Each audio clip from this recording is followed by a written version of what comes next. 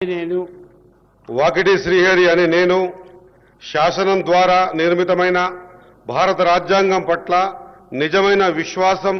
విధేయతను చూపుతానని, భారతదేశ సార్వభౌమాధికారాన్ని సమగ్రతను కాపాడుతానని, తెలంగాణ రాష్ట్ర మంత్రిగా నా కర్తవ్యాలని శ్రద్ధతో అంతఃకరణ శుద్ధితో నిర్వహిస్తానని, భయం గాని పక్షపాతం గాని రాగద్వేషాలు గాని లేకుండా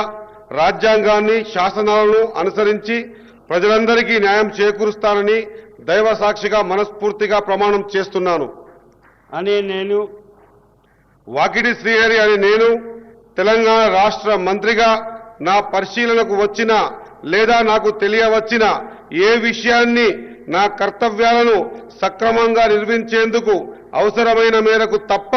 ప్రత్యక్షంగా గాని పరోక్షంగా గాని ఏ వ్యక్తికి లేదా వ్యక్తులకు తెలియపరచనని లేదా వెల్లడించనని దైవ సాక్షిగా పవిత్ర హృదయంతో ప్రమాణం చేస్తున్నాను.